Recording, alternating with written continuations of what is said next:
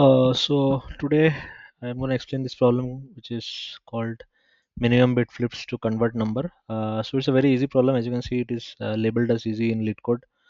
So let us go through the problem statement once, and then I'll explain you what it means. It's pretty easy and self-explanatory. Regardless, let's go through the problem statement. A bit flip of a number x is choosing a bit in the binary representation of x and flipping it to either 0 to 1 or 1 to 0. For example, if x equal to 7, the binary representation is 111, and any we may choose any bit including the any of the zeros not shown and flip it. We can flip it in the first bit, and then first bit from the right to get 110, and flip the second bit from the right to get 101, and then flip the fifth bit from the right to get flip the fifth bit from the right, a leading zero to get 10111. So basically, what is this example trying to say? So basically, in short, if I try to explain this example, so this is just try.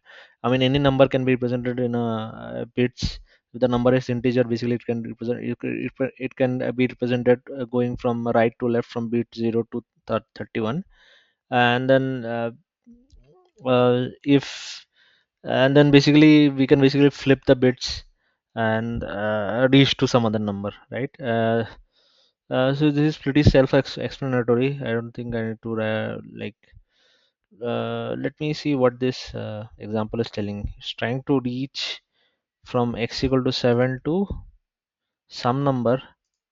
I'll just give a easier explanation. Suppose I want to reach from 7 to 3, right? Suppose I want to reach from 7 to 3. So 7 would be this will be the bit ID of 7, right? And if you want to reach to 3, what do? You just flip the leftmost bit and you get 0 1 1. So that is what you get, and then basically you're done. So we need to make one flips, right? So basically, how would you solve this problem? In order to solve this problem, what we need to do is we need to check at each bit's position whether the bits are different, and if the bits are different, then you flip it. So what do we do is that since it is an integer number, both the start and the goal is integer. So what we do is that we basically go through each of the bits here in this for loop, and then we extract the ith bit for the start and the goal, and their JOD. That means that JOD would only be one if they're different, and if they're different, we basically have to flip it, and then number of flips has to be increased, and that is what we return. So this is a pretty simple code, and I think understanding this is also very easy. I hope you understood the problem, and I'll see you in the next video. Thank you. Bye.